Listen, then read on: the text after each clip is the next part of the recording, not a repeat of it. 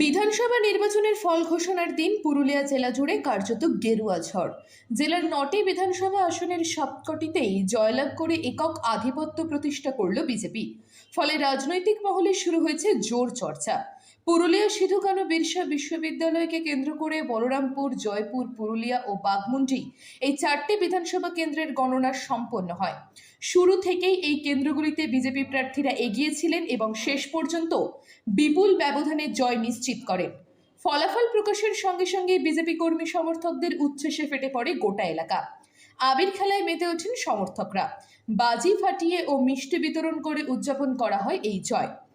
বিশেষভাবে নজর কেড়েছেন বলরামপুর বিধানসভার নবনির্বাচিত বিজেপি প্রার্থী জলধর মাহাতো। সাধারণ কৃষক পরিবার থেকে উঠে আসা এই 40 বছর বয়সী নেতা প্রথমবারের জন্য বিধায়ক নির্বাচিত হয়ে আবেগে ভেঙে পড়েন। সমর্থকদের অভিনন্দন গ্রহণ করেন তিনি। তাঁর এই সাফল্যের পিছনে দীর্ঘদিনের লড়াই ও সংগ্রামের গল্প রয়েছে।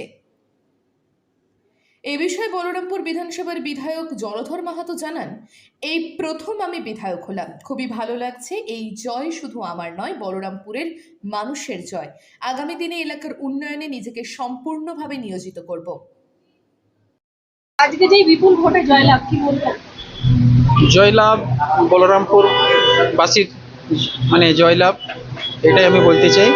জনগণ ভালোভাবে সঠিকভাবে তার নিজের মতাদর্শ আর কি ভোট দিতে পেরেছে।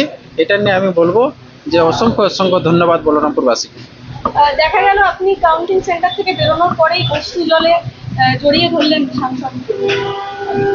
এটা কি আবেগের বহিঃপ্রকাশ? হ্যাঁ, আবেগের। কতটা আশা করেছিলেন? আশা আগে থেকেই ছিল।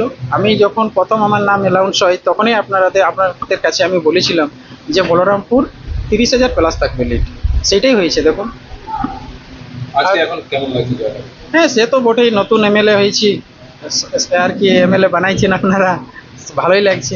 এবার পর আমি যা কাজ করার আমার বিধানসভার জেলার যা যা কাজ থাকবে, যা যা কাজ করার আমি সব কাজ করব। পুরুলিয়ায় বিজেপির এই ঐতিহাসিক ফলাফল আগামী দিনের রাজনীতিতে গুরুত্বপূর্ণ প্রভাব ফেলবে বলেই মনে করছেন রাজনৈতিক বিশ্লেষকেরা। পুরুলিয়া থেকে শর্মিষ্ঠা ব্যানার্জির রিপোর্ট, লোকাল 18 বাংলা।